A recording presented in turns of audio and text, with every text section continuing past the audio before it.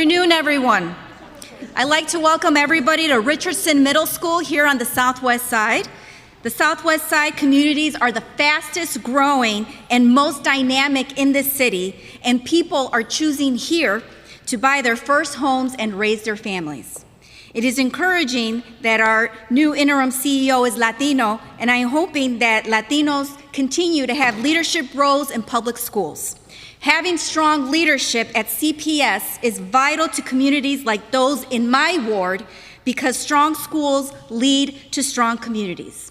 With that note, I want to introduce our principal here of Richardson Middle School, one of the hardest working principals here on the southwest side of Chicago, Ms. Marie Clouston, who will be coming up. Thank you, everyone.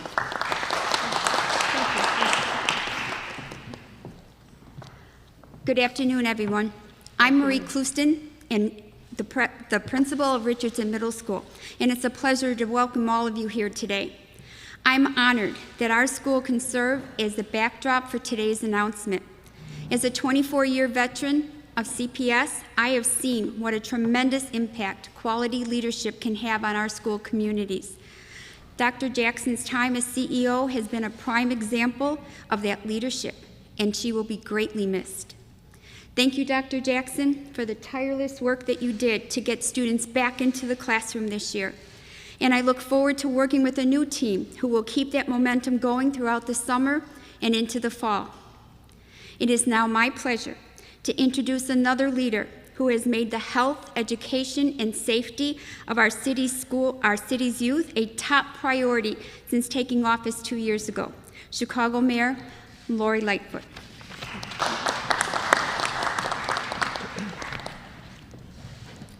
Thank you, Principal Clausen, for that introduction.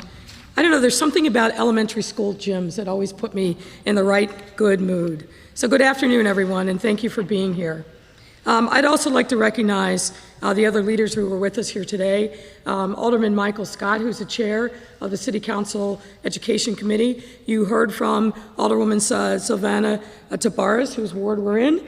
Of course, CPS CEO Dr. Janice Jackson, our great board president, President Miguel de Valle, and I'll introduce another special guest in a moment. Just a little over a month ago, we came together to announce the news that Dr. Jackson would be stepping down as CEO of Chicago Public Schools.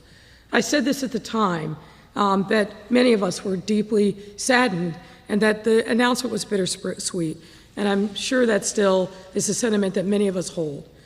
Like I said then, this feeling of sadness is also laced with a huge dose of gratitude to Dr. Jackson for her many, many contributions, fierce leadership, and advocacy on behalf of our children and our parents.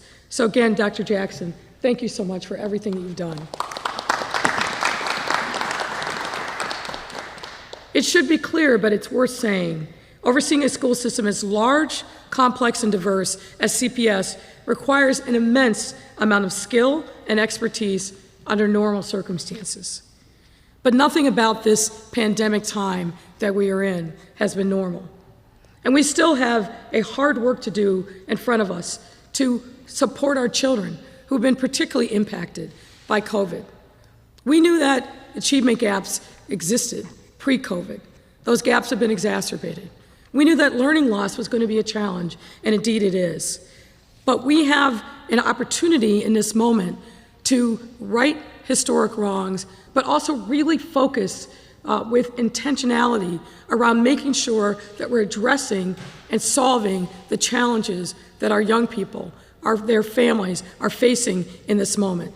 And I speak not just about CPS, but about what we need to do as a city government and as a city to build that village of support around our young people. Now, you know that we're in our search for our next CPS CEO, and that process is well underway, and it's my hope and expectation that I will be presented with finalists by the end of July. That's the schedule that we are on. And to aid in that process, we have retained a top-notch search firm that has been soliciting input from various stakeholders across our CPS family, in a number of ways to ensure that the next person who permanently fills this role is not only able to handle the responsibilities that come with it, but also has the relevant set of values and experiences to make meaningful, lasting connections to our entire school community. But until that day comes, it's absolutely necessary that we bring on an interim CEO, someone who not only exemplifies those key characteristics, but is determined to give their all to support our students and their families across the entire district during this critical time of transition. That's why I'm thrilled beyond measure to announce that Dr. Jose Torres, who is no stranger to Chicago, has agreed to serve as CPS's interim CEO pending approval by the board. And let me just say, before the questions come, Dr. Torres, literally, we called him 2 days after he retired. He has a life plan for himself. And while he has stood up in this moment to help us in this time of transition, Dr. Torres will not be a permanent candidate for the role. But nonetheless, we are grateful and lucky to have someone of his depth and experience to be serving as the interim CEO. And let me tell you a little bit about his background. From the East Coast to the West Coast, to right here in the great Midwest, in our city, Dr. Torres has a proven track record of improving the lives of public school students and staff. Over on the East Coast in Maryland and Virginia, he served in multiple roles as an assistant superintendent for student services for Anne Arundel County Public Schools in Annapolis, Maryland, branch chief for education and support services at the Department of Defense Schools, coordinator for the Office of Special Populations for Baltimore City Public Schools, and special education policy analyst for the National Association of State Boards of Education. On the West Coast, in California, Dr. Torres was also busy making positive impacts in students' lives, having served as a student for the San Ysidro School District and associate superintendent for instructional services for the San Jose Unified School District. And now, after most recently serving as the superintendent of schools for Elgin District and president of the Illinois Mathematics and Science Academy here in the Midwest, Elgin actually stole Dr. Torres from us, as he served as the chief academic officer or network chief in CPS prior to his stint in our sister city to the north, Elgin. We are thrilled to welcome Dr. Torres back to Chicago. At nearly every stage of his career, Dr. Torres has demonstrated his dedication to serving Black, brown, and underserved students and their families. He values diversity and inclusion, and that has shown up in his leadership, his strategic focus, and his hiring practices. He's, of course, familiar with a budget as large as CPS's, and he knows how to improve student achievement. And he knows how important it is to center equity and inclusion within every aspect of our educational system. His stellar track record and career and lived experience make him a great fit for this role, and one that he was called upon, as I said, to take just 2 days after he retired. So we must thank his wife, Isabel, who is also an educator as well. I said to Dr. Torres, if I need to call her and twist her arm, I'm more than willing to do so. But she too saw this incredible opportunity and moment for Dr. Torres to serve. And so thank you, Isabel. Hopefully you're watching, and we're grateful for you as well. I am confident that Dr. Torres will bring the stability, stewardship, and strong commitment to equity our school district needs during this important transition. So Dr. Torres, congratulations on this opportunity to serve our city again and prepare our children for success. There'll be many children who look to you and think about the role model that you are, the life that you've lived, and I hope you will be generous in sharing your own story and journey with them, because it's a story of great inspiration.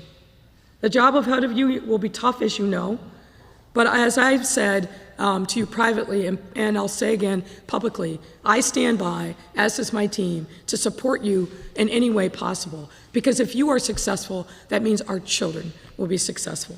I know that you will build on the great legacy that Dr. Jackson is leaving behind, and now it's my great honor to introduce to you the interim CEO of CPS, Pending board approval. Sorry, President de Valle. Dr. Jose Torres.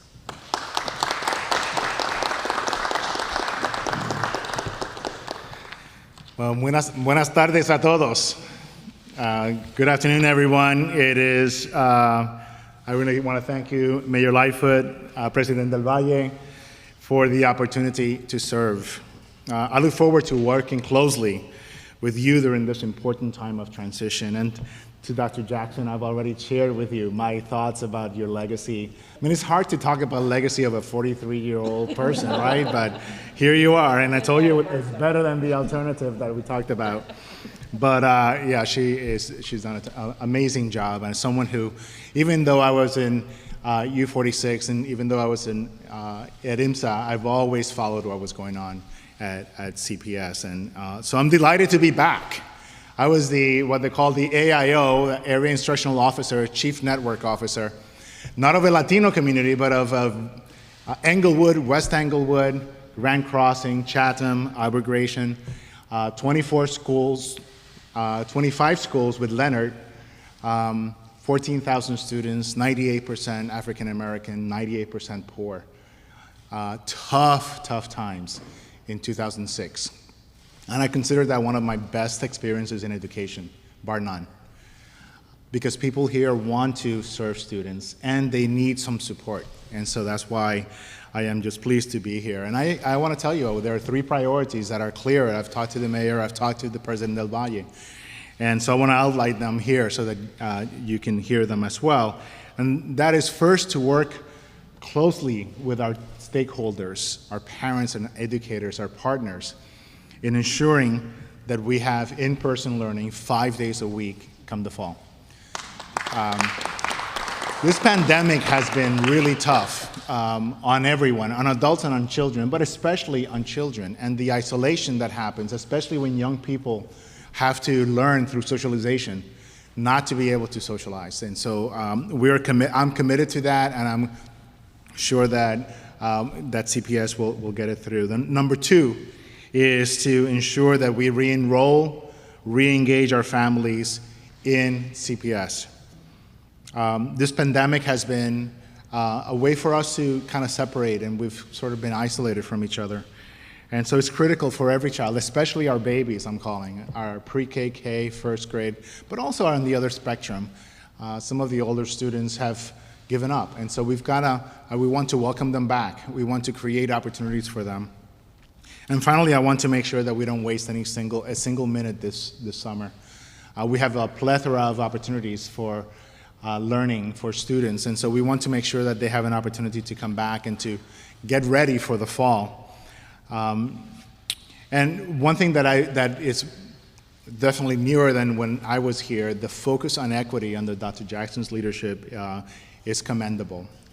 The focus on ensuring that there is a comprehensive aligned curriculum in Skyline, to ensure that there are equity grants, that there is pre-K and full-day kindergarten.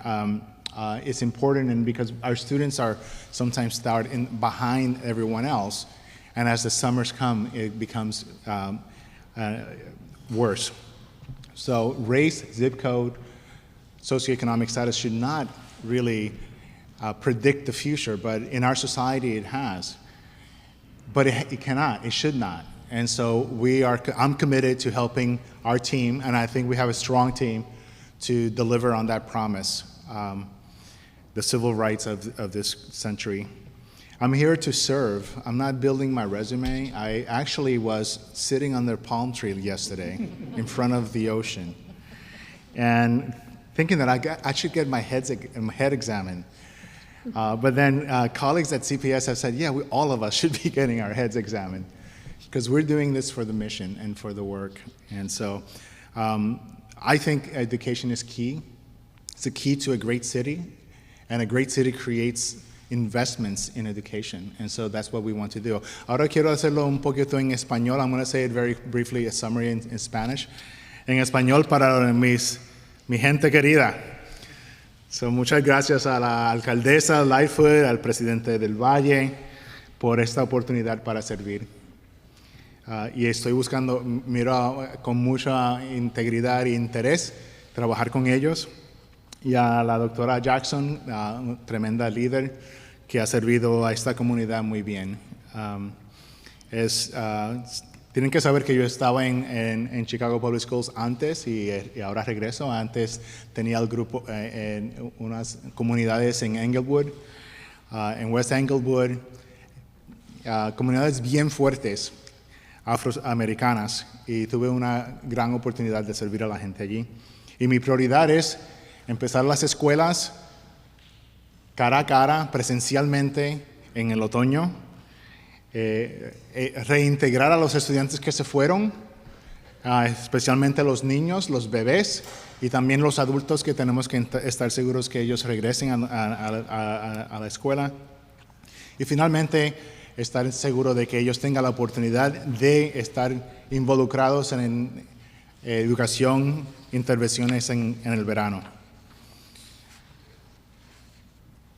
Y el foco en equidad en CPS ha sido muy bueno y ha aportado dinero adicional a los estudiantes, a las escuelas, también a programas muy importantes. Y así que quiero decirles de nuevo que estoy aquí para servirles. Estoy aquí para servir a la comunidad, a todas las comunidades, pero claro, nosotros que somos bilingües tenemos oportunidades aún más allá de aquellos que son monolingües. Y entonces, pues gracias y gracias a todos y espero trabajar muy junto con ustedes. Gracias. Thank you.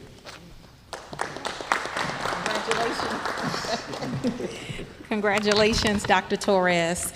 I don't think anybody in this room is more excited than I am to be announcing the interim CEO for Chicago Public Schools.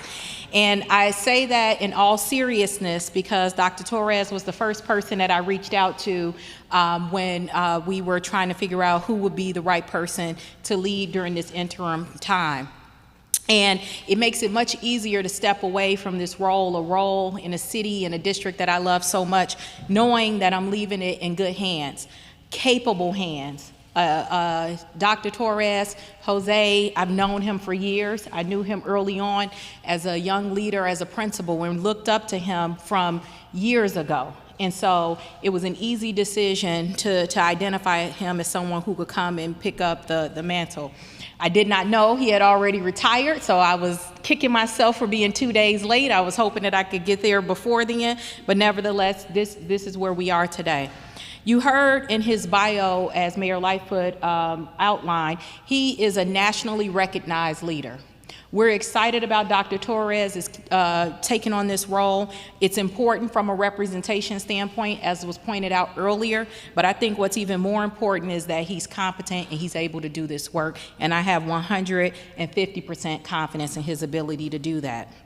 He's a veteran educator who has decades of experience working in different roles and with all students. And that's one of the things that really gives me great ease as we make this transition is that he believes what we believe. He believes in our kids. He believes in equity. And he believes in doing every single thing within his power to make sure that kids get the education that they need. And so for that, it's an extraordinary honor to be passing the baton to him today. And I know that he will make us all proud.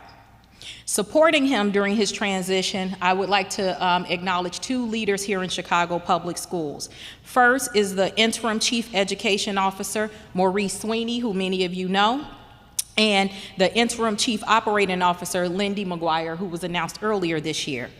Maurice and Lindy are exceptional leaders and have made a tremendous contribution to Chicago Public Schools. So it's incredibly heartening to know that they will be here to support Dr. Torres. And I really want to make sure that parents, students, and everyone concerned in the CPS community fully understands that we have a strong team ready to continue to lead this district further. I also want to acknowledge Maurice and Lindy's leadership and courage during this time. They're stepping up to do this when the district needs them most, and that ability to do that should not be overlooked. So from the bottom of my heart, I would like to thank you all for doing that. Maurice has been serving as our first ever Chief Equity Officer and has played a crucial role in ensuring that our district's policies, programs, and resource allocations are all geared towards equity. So I'm very proud of Maurice, and I know that he will do great things in this role. Lindy, who previously served as the Deputy Chief Operating Officer, has been instrumental in our efforts this year, supporting unprecedented programs that we had to stand up in order to support our students and families during our response to the pandemic, whether that was free meals or the device distribution. These are the people who do the work behind the scenes that you don't oftentimes see. We dubbed her Commander McGuire during our pandemic time because she really was the steady hand that led us through that operational work. So with that, I want to make sure people understand and feel the same sense of confidence that I have in the team that's going to be leading Chicago Public Schools. Dr. Torres, I wish you all the joy and fulfillment that I've personally experienced in this role. And while I know that you've said your time here will be limited, I can guarantee you it will be unforgettable. We'll talk more about that later. I want to thank Mayor Lightfoot and President Miguel Del Valle for their steadfast leadership during this time. They will be greatly missed. President Del Valle especially, I'll miss your calm demeanor, the way you kind of bring it down sometimes when I'm ready to, maybe go too far. But I expect that both you and Mayor Lightfoot, as well as the Board of Education and our entire CPS community, will extend the same support that you gave to me to Dr. Torres. So with that, I want to say welcome back, Dr. Torres. I'm sure you will do a phenomenal job, so thank you. With that, we'll ask President Del Valle to come to the podium.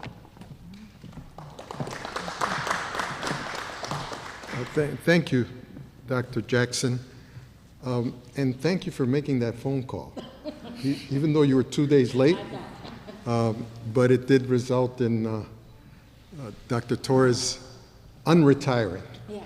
I don't think his paperwork had been finalized when he heard from you. I want to thank Mayor Lightfoot for her continued support of CPS.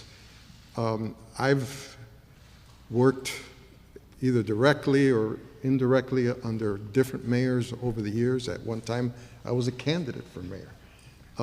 And I can tell you that when I look back and I compare the levels of commitment, there's no mayor, and I'll repeat that, there is no mayor that tops Mayor Lightfoot in terms of the level of commitment to CPS and her day-to-day support for CPS. She does not rest when it comes to dealing with and trying to improve the education of our children in our city.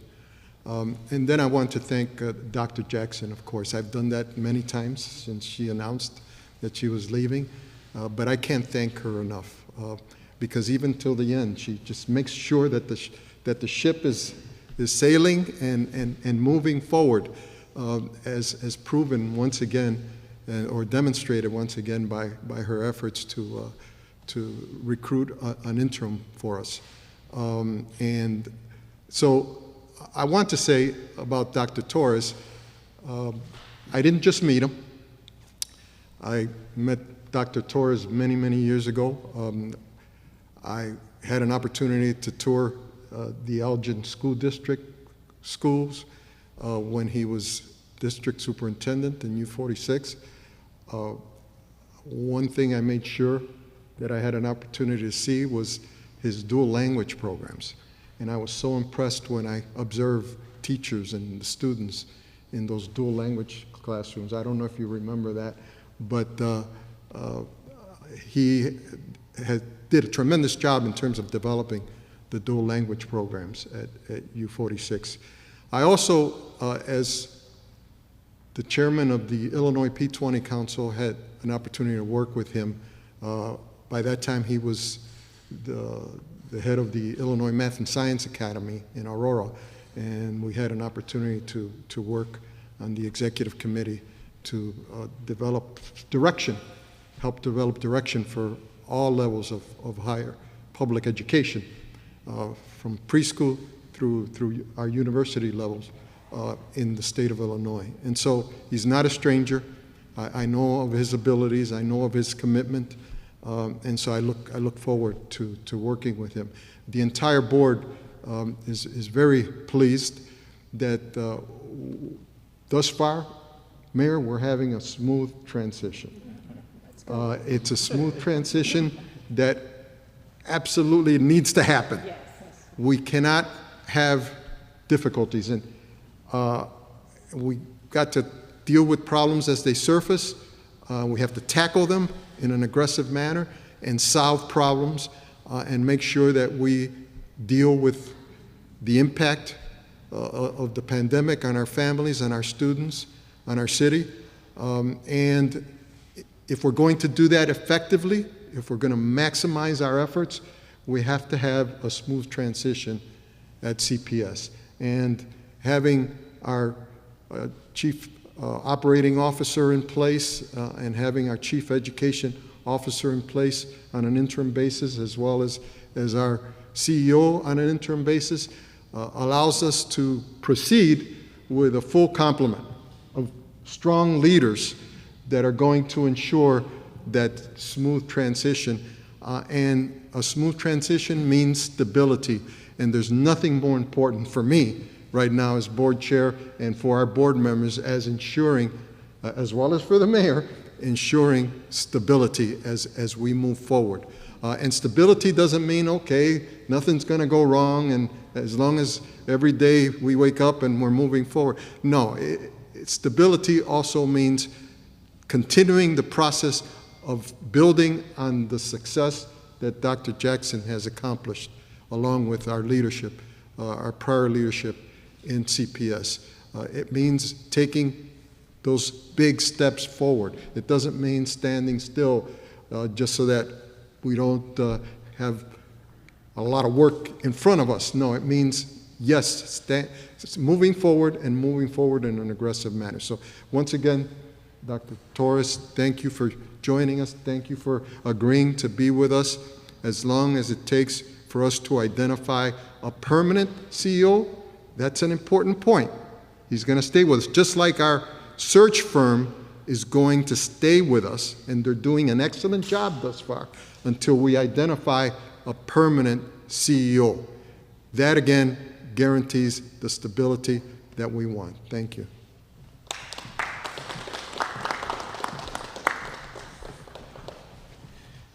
Good afternoon, everybody. I am Alderman Michael Scott Jr., Alderman in the 24th Ward and Chair of the Education Committee. And as a parent, it gives me great comfort to know that someone like Dr. Torres is coming back to the district to mind the ship until we find a steady head. So thank you for agreeing to come back. Thank you, Dr. Jackson, for your continued commitment to CPS and all that you have done to this point. I also want to thank Lindy Maurice for stepping up in this time. You know, to be able to call when you know things are still in flux and you know, great people like Latanya McDade and Arnie are out the door, to be able to look over and know that they're there and to call and be able to still do things for my ward and the schools in my ward. Thank you very much for your continued commitment. I want to understand what Dr. Jackson and Dr. Torres is doing to be able to retire and both look so young and still be able to do those things. So I'm in the wrong profession. So I'm gonna have to get mentorship from Dr. Jackson and from Dr. Torres. But again, no, honestly, to be able to have steady leadership from what was, because Dr. Jackson was a steady leader, doing a great job at CPS, to have Dr. Torres to come in, somebody who has been at CPS, who knows the intricacies of CPS, especially in hard-fought communities like North Lawndale, like Inglewood, to be a chief education officer over there in that district, really gives me comfort that he's going to continue that mission of equity and strong educational foundation that has been accustomed under Dr. Jackson. So look forward to working with you, and now we will open it up for questions for the Mayor, Dr. Jackson, and Dr. Torres.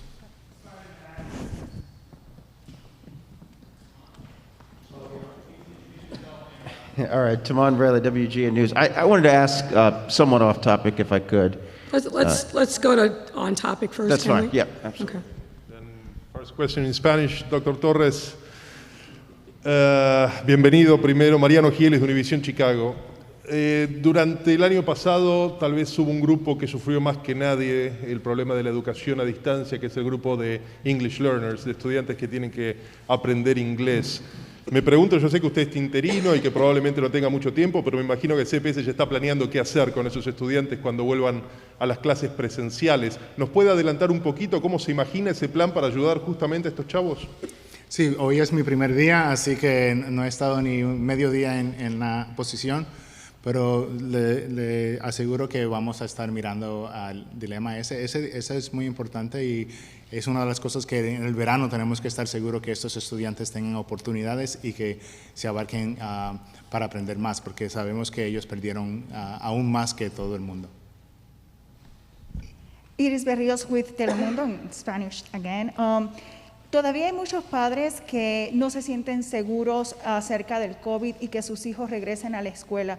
¿Cuál sería su mensaje hacia esos padres y cuál sería su estrategia para garantizar que las escuelas sí se encuentran capacitadas y con todos los recursos necesarios? Sí, pues el miedo es real, ¿no? Y es una pandemia nueva y nunca hemos confrontado esto en más de 100 años.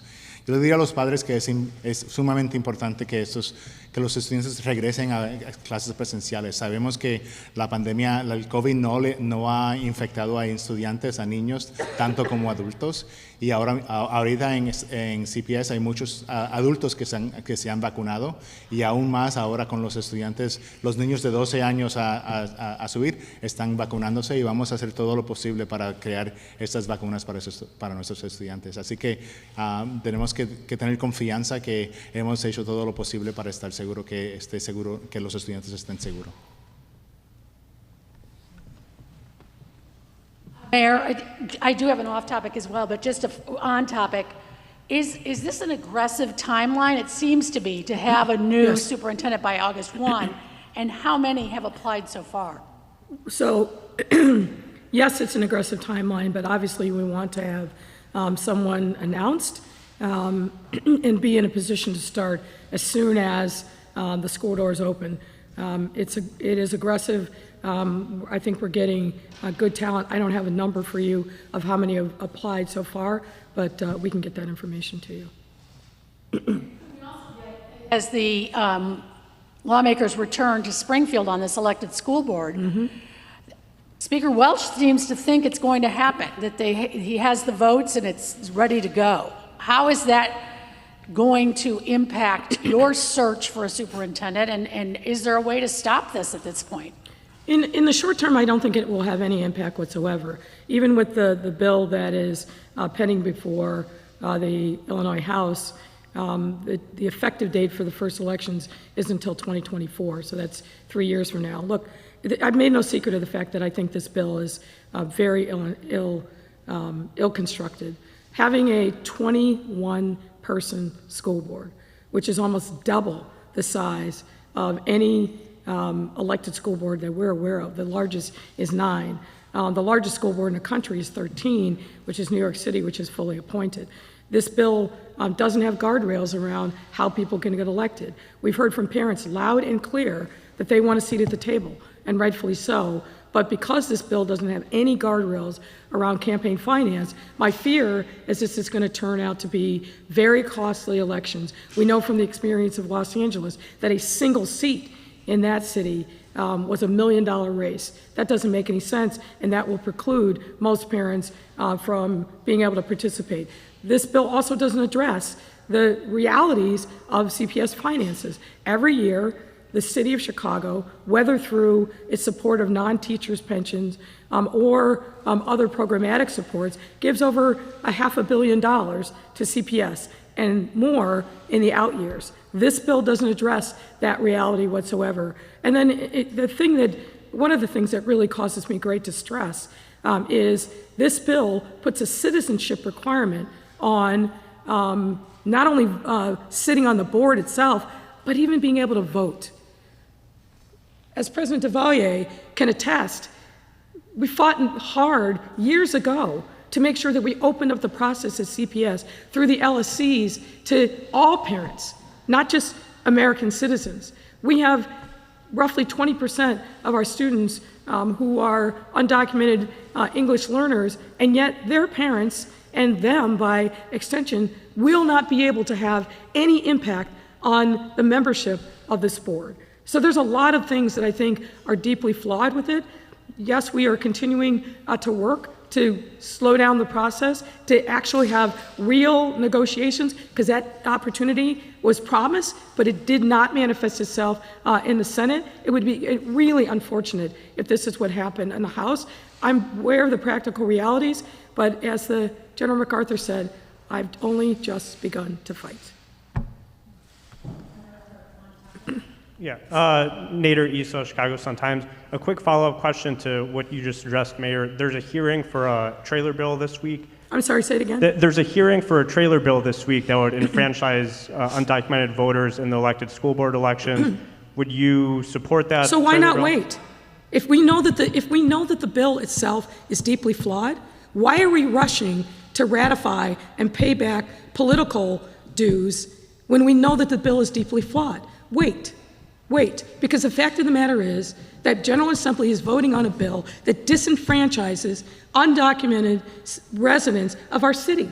We've fought too long and too hard over the course of many, many years to make sure that we're providing real support for people who have come to the city, who want to raise their families and do the right thing, contribute to our tax base, yet we're going to vote on a bill that disenfranchises them and then say, well, we'll take care of it on a trailer bill. From my mind, too little, too late. If you know that the bill is flawed, wait, fix it. Vote on a bill that doesn't send a message to this community that is so vital to the lifeblood of Chicago that we're going to disenfranchise you by putting in citizenship requirements just to be able to vote and make sure that your children and you have a seat at the table when it comes to one of the most important exercises, and that is the education of our children. If we know this is a mistake, a trailer bill will not undo the damage. And a question for Dr. Torres. You mentioned your priorities for this summer, re-engaging families and ensuring full-time in-person learning in the fall. The district, I believe at this point, was supposed to have released an unfinished learning plan, as it was called. What are your views on how to address basically the impact of the pandemic on learning, and are you going to have a say in how that long-term plan is implemented? Well, I'll begin, and then Dr. Jackson should weigh in. I would say that certainly there's staff that have been working really hard on developing programs and resources and tools to identify the students who are in highest need, and so we'll be implementing that plan. Additionally, I'll be looking to see where if there are any gaps that I might be able to perceive, just because being from the outside, you have fresh eyes. So are we taking care of ELL? Are we taking care of social and emotional needs of both younger and adults, older students? And so with that, I'll ask Dr. Jackson to come up. Yep. Thank you. And that's right. We've been working on our plan to address learning loss or unfinished learning opportunities for our students. And Dr. Torres will be getting some in-depth briefings on that in the coming days. So stay tuned on that. I think, what he highlighted makes all the sense in the world. I do want to say that our team worked extraordinarily hard to create a plan that I think, just like everything that we do, is underscored by best practices for this work, and also informed by what we know our students are going to need in order to recover from this pandemic. So what you see is a laser-like focus on the students that are in the most need. We have a lot of data about how the pandemic has impacted our students, and so we are prioritizing them based on that and providing funding to schools based on the Student Prioritization Index, which we'll be hearing a lot more about in the coming days. But again, it's a comprehensive plan, but most certainly the new CEO, interim CEO, and permanent will have an opportunity to weigh in on it. But I will say it's best in class, just like everything that we do. It's grounded in research and grounded in what's best for all of our students, and starts with equity first. We're going to give the most to the students who need it the most. I have two questions for Dr. Torres. I'm Sarah Carp with WBEZ. Met you a long time ago. Sure. So first question is, how how do you think that the school district should be trying to reengage high school students in particular over this summer, and especially those who've failed a lot of classes over this last school year? We know that research shows that once kids have failed classes, the chances of them dropping out of high school goes up exponentially. Well, I think we need to do it thoughtfully, intentionally, and we do it with deliberate speed. I think we also need to be very clear that it's not just about drill and kill, it's about creating opportunities for developing problem solving and critical thinking. And in fact, while we may say that the students haven't learned certain things this year, they've learned a lot of other things that were not even in our curriculum. I remember hearing, my wife is a teacher, and sometimes she'll substitute teach during the distance learning, and somehow the teacher was not able to get online, and so there's a first grader she's trying to get the first grader to give her access to the online platform. So children were learning a lot of stuff. We just don't measure those things. And they've learned resiliency. And so we've got to catch up and tie the things that they're learning with some of the academic skills and development that they need. My other question is, will you be engaging with the Chicago Teachers Union? I believe that they would like to have an MOU for next school year. You know, it seems like we'd want to get that worked out sooner than later. Okay. Yeah, no, so Dr. Jackson can address that, but again, this is my first half day. I've not gotten that briefing, but I will tell you that I invite our CTU and our teachers to be partners and to focus on what they admittedly say they focus on, which is children's education, and so let's do that.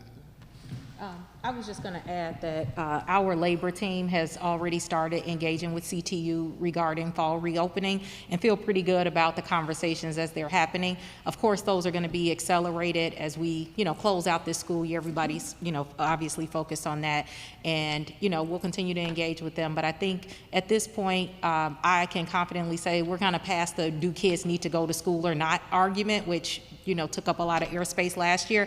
It's much more focused on how do we do this safely and in a way that makes our students and families feel comfortable. And so we'll be briefing Dr. Torres on what our plans are so far, but as always, we'll engage with our partners at CTU because that's critically important in order for us to have a successful reopening. Mayor, just a further question about the elected school board. Early on, you had expressed... I apologize, Craig. You're going to have to speak. I'm having a hard time hearing you. Do you mind if I take this off? That's fine. Fully vaccinated. We're Hope fully that's not a open. HIPAA violation. Early on, you had expressed your concerns about the fully elected school board as taking away control of the mayor and the buck stops with you kind of thing. Now it seems like you're switching tone on what you're...